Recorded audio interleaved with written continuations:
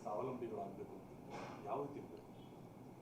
ಸ್ವಾವಲಂಬಿಗಳಾಗಬೇಕಂದ್ರೆ ಒಂದು two parts ಅದರಲ್ಲಿ. ಒಂದು, ಎಜುಕೇಷನ್ ಮಾಡೋ ಟೈಮಲ್ಲಿ ಯಾವುದೇ ಒಂದು ಡೈವರ್ಷನ್ಸ್ ಇರಬಾರ್ದು ಶಾಲೆಗಳಲ್ಲಿ ಮತ್ತು ಕಾಲೇಜ್ಗಳಲ್ಲಿ.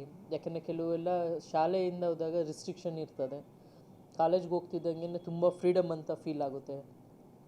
ಅವಾಗೇನಾದರೂ ಅವರು ಬೇರೆ ಒಂದು ಅಟ್ರ್ಯಾಕ್ಷನ್ಗೋ ಏನೋ ಒಂದು ಡೈವರ್ಷನ್ ಆದರೆ ಎಜುಕೇಷನ್ನು, ಆಗ ಅವರು ಸ್ವಾವಲಂಬಿಗಳಾಗಲಿಕ್ಕೆ ಸಾಧ್ಯನೇ ಇಲ್ಲ. ಮತ್ತೊಂದು, ಈಗಾಗಲೇ ಎಜುಕೇಷನ್ ಮುಗಿದೋಗಿರ್ತದೆ ಅಥವಾ ಎಜುಕೇಷನ್ ಡ್ರಾಪ್ಔಟ್ ಬಿಟ್ಬಿಟ್ಟಿರ್ತಾರೆ, ತುಂಬ ವರ್ಷ ಆಗಿರುತ್ತೆ, ಅವರು ಇವಾಗ ಓದಲಿಕ್ಕೆ ಕಷ್ಟ ಆಗುತ್ತೆ. ಅವ್ರಿಗೆ ತಕ್ಕನಾಗೆ ಅವ್ರಿಗೆ ಏನಿದೆ ಸ್ಕಿಲ್, ಈಗ ತುಂಬ ಸ್ಕಿಲ್ ಡೆವಲಪ್ಮೆಂಟ್ ಪ್ರೋಗ್ರಾಮ್ಸ್ ಇರ್ತದೆ, ತುಂಬ ಸ್ಕಿಲ್ಗೆ ಟ್ರೈನಿಂಗ್ಸ್ ಇದ್ದಾವೆ. ಆ ಥರ ಏನಾದರೂ ಮಾಡಿಕೊಂಡು ಅವರು ಇಷ್ಟೇ. ಬಟ್ ಯಾವುದೇ ಮಹಿಳೆ ಆಗಲಿ ಎಕನಾಮಿಕಲಿ ಇಂಡಿಪೆಂಡೆಂಟ್ ಇರಬೇಕು. ಎಕನಾಮಿಕಲಿ ಇಂಡಿಪೆಂಡೆಂಟ್ ಇಲ್ಲದೆ ತುಂಬ ಕಷ್ಟ. ಯಾಕೆಂದರೆ what I felt as an house wife ಆಗಿ ನಾನು ಇದ್ದೀನಿ, ಆ್ಯಸ್ ಎ ಡಾಕ್ಟರ್ ಆಗಿದ್ದೀನಿ, ಆ್ಯಸ್ ಎನ್ ಪೊಲೀಸ್ ಆಫೀಸರ್ ಆಗಿದ್ದೀನಿ. Most toughest is N house wife job. ಈಗ ನಮ್ಮದು ಕೆಲಸನೂ ನಾವು ಮಾಡಿಬಿಡ್ಬೋದು, ಡಾಕ್ಟ್ರಾಗಿನೂ ಮಾಡಬಹುದು ಬೇಕಾದರೆ. ಆದರೆ ಹೌಸ್ ವೈಫ್ ಇರೋವಂಥದ್ದು ಇದೆಯಲ್ಲ, ಅದು ಭಾಳ ಟಫೆಸ್ಟ್ ಇದೆ.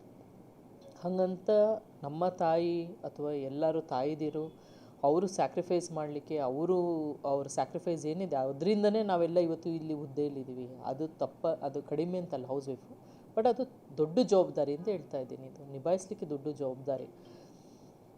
ಯಾರೇ ಆಗಿರಲಿ, ಮಹಿಳೆಯರು ಮನೆಯಲ್ಲೇ ಮಾಡುವಂಥದ್ದು ಎಷ್ಟೊಂದು ಸ್ಕಿಲ್ ಇರುತ್ತೆ, ಮಾಡುವಂಥದ್ದು ಕೆಲಸ ಇರ್ತದೆ, ವರ್ಕ್ ಫ್ರಮ್ ಹೋಮ್ ಇರುತ್ತೆ, ಯಾವುದಾದ್ರೂ ಒಂದು ಕೆಲಸ ಇದೆ. ಪ್ರತಿಯೊಂದು ಮಹಿಳೆ ಯಾವಾಗಲೂ ಎಕನಾಮಿಕಲಿ ಇಂಡಿಪೆಂಡೆಂಟ್ ಆಗಬೇಕಂತ ನಾನು ಬಯಸ್ತೇನೆ. ಮೇಡಮ್, ಈಗ ನೀವು IPS ಹುದ್ದೆಯಲ್ಲಿದ್ದೀರಾ, ನೀವು ಕೂಡ ಸಾಕಷ್ಟು ಸವಾಲುಗಳನ್ನ ಎದುರಿಸಿ ಈ ಒಂದು ಸ್ಥಾನಕ್ಕೆ ಬಂದಿರ್ತೀರಾ. ನೀವು ಎದುರಿಸಿದಂಥ ಸವಾಲುಗಳು ಏನಿತ್ತು ಮೇಡಮ್?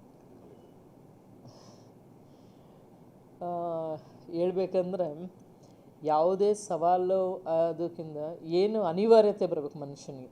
ಅನಿವಾರ್ಯತೆ ಬರದೆ ಏನು, ಈಗ ನಮ್ಮಲ್ಲೇ ಅನಿವಾರ್ಯತೆ ಬರದೇ ಇದ್ದರೆ ನಾನು ಬಹುಶಃ ಇಲ್ಲಿ ಇರ್ತಾನೆ ಇರಬಹುದು, ಅಂದರೆ ಈ ಹುದ್ದೆಯಲ್ಲಿ ಇರ್ತಾ ಇರಲಿಲ್ಲ. ತುಂಬ ನಾನು ಇದರಲ್ಲೂ ಹೇಳ್ತಾ ಇದ್ದೆ, SLC ಫೇಲ್ ಆಗಿದ್ದೆ. ಅವಾಗ ಗೊತ್ತಾಯಿತು ಸೊಸೈಟಿ ಹೆಂಗೆ ನೋಡುತ್ತೆ, ರಿಲೇಟಿವ್ಸು ಫ್ರೆಂಡ್ಸ್ ಎಲ್ಲ ಹೆಂಗೆ ಟ್ರೀಟ್ ಮಾಡ್ತಾರಂತ. ಅದರಿಂದ ಓವರ್ಕಮ್ ಆಗಲಿಕ್ಕೆ ಡಾಕ್ಟ್ರ್ ಆಗಿದ್ದೆ. ಇನ್ನೊಂದು ಏನೋ ಒಂದು ಪ್ರಸಂಗ ಬಂದಾಗ, ಇನ್ನೊಂದು ನಾನು ನೋವಿನಲ್ಲಿದ್ದಾಗ ಅವಾಗ ಡಿಸೈಡ್ ಮಾಡಿದೆ, ಇಲ್ಲ ನಾನು ಆಫೀಸರ್ ಆಗಬೇಕಂತ. ಅವಾಗ ನಾನು ಆಫೀಸರ್ ಆಗಿ ನಾನು ಕಾಂಪಿಟೇಟಿವ್ ಎಕ್ಸಾಮ್ಸ್ ಬರೀಲಿಕ್ಕೆ ಸಾಧ್ಯ ಆಯಿತು. ಸೊ ಯಾವುದೋ ಒಂದು ಹಠ ಬರಬೇಕು, ಒಂದು ಕಿಚ್ಚು ಬರಬೇಕು, ಒಂದು ಸ್ಪಾರ್ಕ್ ಬರಬೇಕು ತಲೆ, ಅವಾಗ ಏನಾದರೂ ಸಾಧನೆ ಮಾಡ್ಬೋದು ಅಂತ ನನ್ನ ಭಾವನೆ. ಮೇಡಮ್, ಈ ಒಂದು ಹುದ್ದೆಯಲ್ಲಿ ಇದ್ಕೊಂಡು ನಿಮ್ಮ ಪರ್ಸ್ನಲ್ ಲೈಫ್ಗೆ ಅಂದರೆ ನಿಮ್ಮ ಫ್ಯಾಮಿಲಿಗೆ ಟೈಮ್ ಕೊಡೋಕ್ಕೆ ನಿಮಗೆ ಸಾಧ್ಯ ಆಗ್ತಾ ಇದೆಯಾ? ಪರ್ಸ್ನಲ್ ಲೈಫ್ಗೆ ಖಂಡಿತವಾಗ್ಲೂ ಆಗ್ತಾ ಇಲ್ಲ. ಬಿಕಾಸ್ ಯಾವಾಗಾದರೂ ನಾನೇನು ಮನೆಗೆ ಹೋಗಿ ಬರಲಿಕ್ಕೆ ಕಷ್ಟ ಆಗ್ತದೆ. ಬಟ್ ಪರ್ಸ್ನಲ್ ಲೈಫ್ಗೆ ಓನ್ಲಿ ಫೋನಲ್ಲಿ ತಿಳ್ಕೊಳ್ಬೋದು ಹೊರತು 100% ಪರ್ಸ್ನಲ್ ಲೈಫ್ನ ನಾವು ಕಾನ್ಸಂಟ್ರೇಟ್ ಮಾಡಲಿಕ್ಕಾಗಲ್ಲ. ಹಂಗಂತ ಅದನ್ನು ಕಳ್ಕೊಂಡಿದ್ದೀನಿ ಅಂತಲೂ ಅಲ್ಲ. ಬಿಕಾಸ್ ಎಷ್ಟೋ ಸಮಸ್ಯೆನ ನಾವು ಬಗೆಹರಿಸುವಂಥ ಒಂದು ದೇವರು ಶಕ್ತಿ ಕೊಟ್ಟಾಗ ಅದನ್ನು ನಾವು ಅಕ್ಸೆಪ್ಟ್ ಮಾಡಬೇಕಾದ್ರೆ ಬರೀ ನಾವು ಸ್ವಂತನೇ ನೋಡಿಕೊಂಡೇ ಆಗಲ್ಲ ಅಲ್ಲ. ಹಾಗಾಗಿ ಬಟ್ ಅಲ್ಲಿ ಪರ್ಸ್ನಲ್ ಲೈಫಿಗೆ ಹೆಚ್ಚು ಸಮಯ ಕೊಡಲಿಕ್ಕೆ ಕಷ್ಟ ಆಗ್ತದೆ ಈ ಒಂದು ಹುದ್ದೆಯಲ್ಲಿ. ನಿಮ್ಮ ಈ ಒಂದು ಸಾಧನೆಗೆ ನಿಮ್ಮ ಫ್ಯಾಮಿಲಿ ಮೆಂಬರ್ಸ್ ಬೆನ್ತಟ್ಟಿದ್ದುಂಟ, ಮತ್ತು ಬೆನ್ತಟ್ಟೋದು ಬಿಟ್ಟು ನೀವು ಹುದ್ದೆಗೆ ಹೋಗಿದ್ದಕ್ಕೆ ನಮಗೆ ಸಮಸ್ಯೆ ಆಯಿತು ಅಂತ ಹೇಳಿದ್ದೇನೆ. ಈ ಹುದ್ದೆಗೆ ಸ್ಟಾರ್ಟಿಂಗಲ್ಲಿ ನಾನು ಎಕ್ಸಾಮ್ಸ್ ಬರೀಬೇಕಾದ್ರೆ ಸ್ವಲ್ಪ ಅಗೇನೆಸ್ಟ್ ಇತ್ತು, ಬೇಕಿಲ್ಲ, ಏನಕ್ಕೆ ಕೆಲಸನೇ ಬೇಕಿಲ್ಲ, ನಮ್ಮ ಮನೇಲಿ ಕಳಿಸಲ್ಲ ಅಂತೇಳಿ. ತದನಂತರ ನಮ್ಮ ಪೇರೆಂಟ್ಸ್, ನಮ್ಮ ತಂದೆ ನಮ್ಮ ತಾಯಿ ಏನೂ ಎನ್ಕರೇಜ್ ಮಾಡಿದ್ದಾರೆ. ಅದರಿಂದನೇ ಬಹುಶಃ ನಾನು ಇವತ್ತು ಈ ಸ್ಥಾನದಲ್ಲಿದ್ದೀನಿ. ನಮ್ಮ ತಂದೆ ತಾಯಿ ಕಂಪ್ಲೀಟ್ ಸಪೋರ್ಟ್ ಮಾಡಿದ್ದಾರೆ ನನ್ನ ಪ್ರತಿಯೊಂದು ಹೆಜ್ಜೆಯಲ್ಲೂ, ಪ್ರತಿಯೊಂದು ತಪ್ಪಲ್ಲೂ, ಪ್ರತಿಯೊಂದು ನಾನು ಮಾಡಿರೋ ಕರೆಕ್ಟಲ್ಲೂ, ಪ್ರತಿಯೊಂದು ಇದರಲ್ಲೂ ಆಲ್ ದ ಪೇರೆಂಟ್ಸ್ ಇರ್ತಾರೆ. ಬಟ್ ಆಲ್ವೇಸ್ ಅವರವರ ಪೇರೆಂಟ್ಸ್ ಅವ್ರಿಗೆ ಸ್ಪೆಷಲ್ಲು. ನಾನು ಹೇಳಿದ್ನಲ್ಲ, ನಾನು SLC ಫೇಲ್ ಆದ ಅವಾಗ ಇಡೀ ಎಲ್ಲರೂ ನನ್ನ ಕೀಳಾಗಿ ನೋಡಿದ್ದಾರೆ. ನಮ್ಮ ಫ್ರೆಂಡ್ಸು, ಫ್ಯಾಮಿಲಿಯಲ್ಲಿ ರಿಲೇಟಿವ್ಸು ಎಲ್ಲರೂ ಕೀಳಾಗಿ ನೋಡಿದ್ದಾರೆ. ಆದರೆ ನಮ್ಮ ತಂದೆ ತಾಯಿ ಅವತ್ತು ನಮ್ಮನ್ನು ಏನಾದ್ರು ನನ್ನ ಲೋ ಆಗಿ ನೋಡಿದ್ದಿದ್ರೆ, ಅವತ್ತು ನಮ್ಮ ತಂದೆ ತಾಯಿ ಏನಾದರೂ ನೀನು ಕೈಲಿ ಇನ್ನು ಓದೋಕ್ಕಾಗಲ್ಲ ಅಂತ ಅವರು ಡಿಸ್ಕರೇಜ್ ಮಾಡಿದರೆ 100% ನಾನು ಮತ್ತೆ ಎಕ್ಸಾಮ್ಸ್ ತೊಗೊಂಡಕ್ಕೆ ಆಗ್ತಾಯಿರಲಿಲ್ಲ. ಅಂದರೆ ಮತ್ತೆ ನಾನು ಓದಬೇಕೇ ಆಗ್ತಾಯಿರಲಿಲ್ಲ, ಅಲ್ಲಿಗೆ ಸ್ಟಾಪ್ ಮಾಡಬೇಕಾಯ್ತು ನಾನು ವಿದ್ಯೆ. ಬಟ್ ಅವತ್ತೂ ಸಹ ನನ್ನ ತಂದೆ ಎಕ್ಸಾಮ್ಸ್ ರಿಸಲ್ಟ್ ಬಂದಾಗ ನಮ್ಮ ತಂದೆ ಫೋನ್ ಮಾಡಿರ್ತಾರೆ. ನಾನು ಕೇಳ್ತೀನಿ ಏನಾಯ್ತಪ್ಪ ಅಂತ. ಏನೂ ಇಲ್ಲ, ಚೆನ್ನಾಗಿದೆ, ಆರಾಮಾಗಿ ಊಟ ಮಾಡು ಮಲ್ಕೊ ಅಂದರು. ಸಂಜೆ ಬಂದರು ಅವರು ಕೆಲಸ ಮುಗಿಸ್ಕೊಂಡು. ಆವಾಗ ಅವರು ನಿಧಾನಕ್ಕೆ ಹೇಳಿದ್ರು ಆ ವಿಚಾರನ. ನಮ್ಮ ತಾಯಿ ತಂದೆ ಹೊಡಿತಾರೇನೋ, ಆ ಥರ ಏನಾರು ಅಂತಾರೇನೋ, ಬೈತಾರೇನೋ, ಏನೋ ಭಯ ಇತ್ತು. ನಮ್ಮ ಮನೇಲಿ ಹೇಳಿದ್ದು ಇಷ್ಟೇ, ನೀನು ತುಂಬ ಇಂಟೆಲಿಜೆಂಟು, ಆದರೆ ಏನೋ ಇದರಲ್ಲಿ ನೀನು ಸರಿಯಾಗಿ ಕಾನ್ಸಂಟ್ರೇಟ್ ಮಾಡಿಲ್ಲ, ಬಟ್ ಅದೇ ತಪ್ಪಂತಲ್ಲ, ನೀನು ಇಂಪ್ರೂವ್ ಮಾಡ್ಕೊಳ್ಬೋದು, ಮತ್ತೆ ನೀನು ಬದಲಾಗ್ಬೋದು, ಆ ಥರ ನಿನ್ನ ತುಂಬ ಇಂಟೆಲಿಜೆಂಟ್ ಆ ಥರ ಎನ್ಕರೇಜ್ ಮಾಡಿದ್ರು.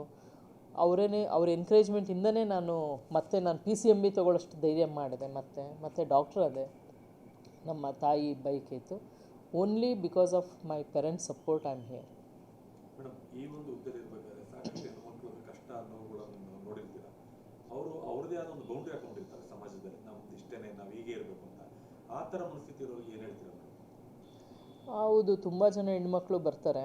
ಅವ್ರು ಹೆಂಗಂದರೆ ಅಳೋದಷ್ಟೇ, ಮತ್ತು ಇಂದ ಪ್ರತಿಕಾರ ಏನೋ ಈಗ ಹಸ್ಬೆಂಡ್ ಮನೇಲಿ ಏನೋ ಇದಾಗಿರುತ್ತೆ, ಪ್ರಾಬ್ಲಮ್ ಆಗಿರುತ್ತೆ, ಇಲ್ಲಿ ಬಂದಿರ್ತಾರೆ, ಅಥವಾ ಬೇರೆ ಏನೋ ತೊಂದರೆ ಆಗಿರ್ತದೆ, ಇಲ್ಲಿ ಬಂದಿರ್ತಾರೆ.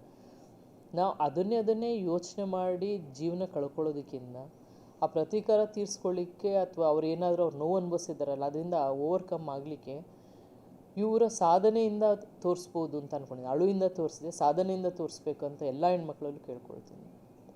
ಮೇಡಮ್, ಇವಾಗ ಈ ಒಂದು ಉದ್ದೇಶಿಕೊಂಡು ನೀವು ಈಗ ಹೆಣ್ಮಕ್ಳು ಸಮಾಜದಲ್ಲಿ ಸ್ವಾವಲಂಬಿಗಳಾಗಿ ಬದುಕಬೇಕು ಅಂದರೆ ಯಾವುದೆಲ್ಲ ಗುಣಗಳನ್ನ ಮೈಗೂಡಿಸ್ಕೋಬೇಕು ಮತ್ತು ಅವ್ರು ಯಾವ ರೀತಿ ಇರಬೇಕು? ಸ್ವಾವಲಂಬಿಗಳಾಗಬೇಕಂದ್ರೆ ಮೊದಲನೇದಾಗಿ ಓದೋ ವಯಸ್ಸಲ್ಲಿ ಓದಬೇಕು, ಡೈವರ್ಷನ್ಸ್ ಇರಕೂಡ್ದು, ಅವ್ರ ಮೇಲೆ ಅವ್ರಿಗೆ ನಂಬಿಕೆ ಇರಬೇಕು.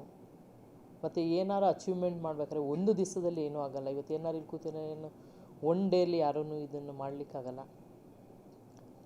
ನಾವು ಅಷ್ಟು ವರ್ಷ ಓದಿ, ಅಷ್ಟು ವರ್ಷ ಶ್ರಮಪಟ್ಟು, ಎಷ್ಟೋ ದಿವಸ ನಿದ್ದೆ ಇಲ್ದಿರೋ ದಿನಗಳಿದೆ, ಎಷ್ಟೊಂದು ಸ್ಯಾಕ್ರಿಫೈಸ್ ಇರ್ತದೆ. ಈಗ ನಾನು ಹೇಳ್ಬೇಕಂದ್ರೆ, ನಾನು ಎಕ್ಸಾಮ್ಸ್ ಬರಬೇಕಾದ್ರೆ ನಾನು ಆಲ್ಮೋಸ್ಟ್ ನನ್ನ ಮಗಳು ಒಂದು 3-4 ತಿಂಗಳು ಮಗು, ಪ್ರಿಲಿಮ್ಸ್ ಬರಬೇಕಾದ್ರೆ, ಮೇನ್ಸ್ ಬರಬೇಕಾದ್ರೆ ಕ್ರಾಲಿಂಗ್ ಬೇಬಿ, ಇಂಟ್ರ್ಯೂಗು ಅಂದರೆ ಸೆಲೆಕ್ಷನ್ ಆದಾಗ 1 ವರ್ಷ ಒಂದು 5-6 ತಿಂಗಳು ಮಗು ಇರಬೇಕು, ಅಥವಾ 1.5 ವರ್ಷ ಮಗು ಇರಬೇಕು.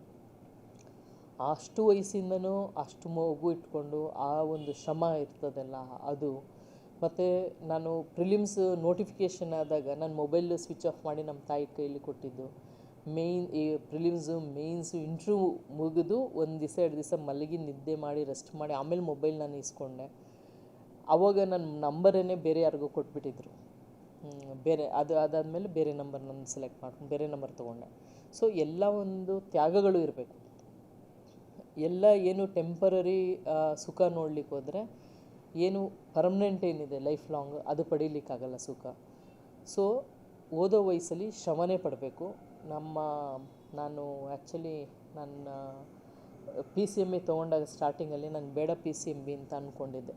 ಆಗ ಅವಾಗ ಹೊಡೆದ್ರು ನಮ್ಮ ತಾಯಿ. ಫಸ್ಟು ನನಗೆ ಹೊಡೆದಿರಲಿಲ್ಲ, ಫೇಲ್ ಆದೆ SSLC ಅಂತ. PCMB ಬೇಡ ಅಂದಾಗ ಹೊಡೆದ್ರು. ಆವಾಗ ನಂದು ಕಾಲೇಜಿಗೆ ಕರ್ಕೊಂಡೋದಾಗ ನಮ್ಮ ಪ್ರಿನ್ಸಿಪಲ್ ಒಂದು ಮಾತು ಹೇಳಿದರು, ಸ್ಟೂಡೆಂಟ್ ಲೈಫಲ್ಲಿ ಯಾರು ಕತ್ತೆ ಥರ ದುಡಿತಾರೆ ಅವರು ಜೀವನ ಪರ್ಯಂತ ಕುದುರೆ ಮೇಲೆ ಸವಾರಿ ಮಾಡ್ತಾರೆ. ಯಾವಾಗ ಸ್ಟೂಡೆಂಟ್ ಲೈಫಲ್ಲೇ ಕುದುರೆ ಏರಕ್ಕೆ ಹೊರಟ್ರೆ ಲೈಫ್ ಲಾಂಗ್ ಕತ್ತೆ ಥರ ದುಡಿತಾರೆ, ನಿನ್ಗೆ ಯಾವ್ದು ಬೇಕೋ ಆಯ್ಕೆ ಮಾಡ್ಕೊ ಅಂತೇಳಿ. ಆ ಒಂದು ಮಾತು ನಾನು ಎಲ್ಲ ಮಕ್ಕಳಿಗೂ ಹೇಳ್ತೀನಿ. ಯಾವುದೇ ಶಾಲೆಗೆ ಹೋಗಲಿ, ಯಾವುದೇ ಕಾಲೇಜ್ಗೆ ಹೋಗಲಿ, ಎಲ್ಲ ಮಕ್ಕಳಿಗೂ. ನನಗೆ ಅದು ನನ್ನ ಜೀವನವನ್ನು ಬದಲಾಯಿಸ್ತದು. ನನ್ನ ಥಿಂಕಿಂಗ್, ನಾನೇನು ಥಿಂಕ್ ಮಾಡ್ತಿದ್ದೆ ಅದನ್ನು ಬದಲಾಯಿಸ್ತು. ಸೊ ಹಂಗಾಗಿ ಸ್ಟೂಡೆಂಟ್ಸ್, ಯಾರು ಹೆಣ್ಮಕ್ಳು ಸ್ಟೂಡೆಂಟ್ಸ್ ಇದ್ದಾರೆ ಅವ್ರಿಗೆ ನಾನು ಇದನ್ನು ಹೇಳ್ತೀನಿ, ವಿದ್ಯೆ ಕಡೆ ಗಮನ ಕೊಡಿ, ಯಾವುದು ಡೈವರ್ಷನ್ ಬೇಡ ಅಂತೇಳಿ. ವೆರಾಸ್ ಆಲ್ರೆಡಿ ಎಲ್ಲ ಮುಗ್ದೋಗಿದೆ, ಕಾಲೇಜ್ ಲೈಫು ಇದು ಎಲ್ಲ ಮದುವೆ ಆಗಿದೆ, ಅವ್ರಿಗೊಂದು ಸರ್ಟನ್ ಏಜ್ ಆಗಿಬಿಟ್ಟಿದೆ, ಇನ್ನು ಓದಲಿಕ್ಕಾಗಲ್ಲ.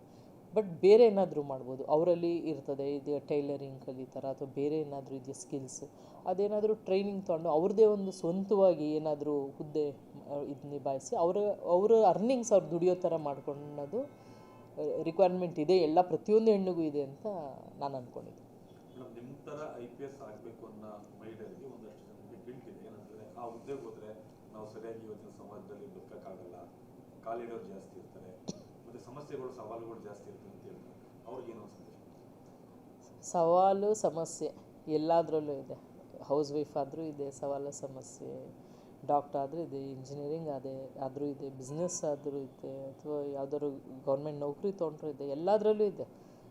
ಸಮಸ್ಯೆಗಳು ಮತ್ತು ಸವಾಲು ಫೇಸ್ ಮಾಡುವಂಥದ್ದು. ಎಲ್ಲ ಸಮಸ್ಯೆ ಸವಾಲು ನನಗೆ ಹೇಳಿದ್ನಲ್ಲ, housewife job is more tougher than any other job ಅಂತೇಳಿ. ಅದರಲ್ಲೂ ತುಂಬ ಸವಾಲುಗಳಿರ್ತದೆ ಹೌಸ್ ವೈಫಲ್ಲೂ. ಬಟ್ ಸವಾಲು ಒಂದು ಫೇಸ್ ಮಾಡೋ ಕೆಪಾಸಿಟಿ ನಿಮಗೆ ಡೆವಲಪ್ ಆಗುತ್ತೆ, ನೀವು ಸ್ವಾವಲಂಬಿ ಆದರೆ, ನೀವು ಎಕನಾಮಿಕಲಿ ಇಂಡಿಪೆಂಡೆಂಟ್ ಆದರೆ ಅಂತ ನಾನಂತೂ ಅಂದ್ಕೊಂಡಿದ್ದೀನಿ. Thank you. ಮೇಡಮ್, ಇನ್ನೊಂದು ಲಾಸ್ಟ್ ಇದು,